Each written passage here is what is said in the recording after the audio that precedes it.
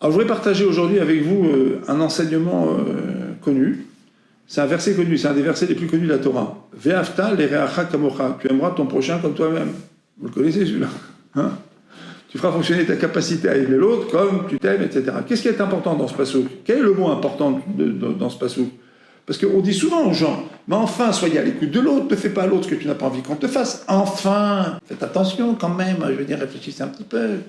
Ne faites pas à l'autre ce que vous ne voulez pas qu'on vous fasse, hein, n'est-ce pas, mes petits? Ça, c'est les enfants, les parents, les enfants, puis les parents se le disent entre eux. Et puis quand ils vont voir qui que ce soit pour expliquer leur problème, ils disent quand même, Ve'ata l'ereacha kamora, hein, d'accord?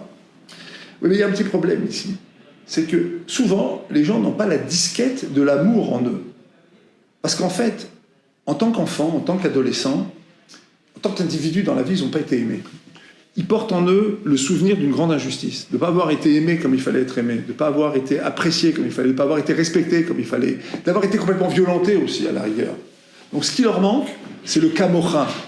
Parce que si tu veux aimer quelqu'un, si tu veux réellement aimer quelqu'un, il faut que tu comportes en toi la disquette de l'amour. Or, pour que tu aies en toi la disquette de l'amour, il faut qu'on t'ait aimé, qu'on t'ait apprécié, qu'on t'ait respecté, qu'on t'ait valorisé comme tu l'étais. Or, tu es la victime d'une immense injustice. On ne t'a pas aimé, on ne t'a pas apprécié, on ne t'a pas donné la place qui te revenait.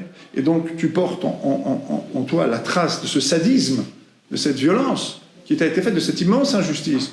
Et donc, finalement, tu réagis avec beaucoup de brutalité vis-à-vis de ta femme et de tes enfants, de toutes sortes de gens, et finalement tu te disputes souvent, toi monsieur, toi madame. Alors comment on va faire? Comment on va faire? Ceux qui s'en sont sortis, c'est des gens qui ont compris que ça n'est pas parce qu'eux-mêmes avaient été, on dit, violentés, sadisés, ils avaient été victimes de méchanceté, d'après eux, dans les faits ou dans le ressenti, ça n'a aucune espèce d'importance. Ça n'est pas parce que leur monde est fait de ça, parce que leur souvenir, leur cognition, là, dans la tête, et leur souvenir, leur bibliothèque émotionnelle, elle est faite de cette douleur, qu'ils ont le droit pour autant de continuer à violenter la terre entière. Ceux qui l'ont compris, ceux qui le comprennent dans les processus de thérapie, sauvent complètement leur couple. Ceux qui ne le comprennent pas, ou qui ne veulent pas le comprendre, qui veulent s'ancrer là-dedans, effectivement, ils finissent par devenir un petit peu paranoïdes d'une certaine manière, et développent en général une grande violence verbale, quand ce n'est pas carrément une grande violence physique, en tout cas des logiques de rupture et des difficultés à s'accrocher, à rester longtemps accrochés l'un à l'autre. Donc effectivement, ceux qui s'en sortent sont des gens qui comprennent ce kamocha. Et ça, c'est la première chose qu'on doit regarder.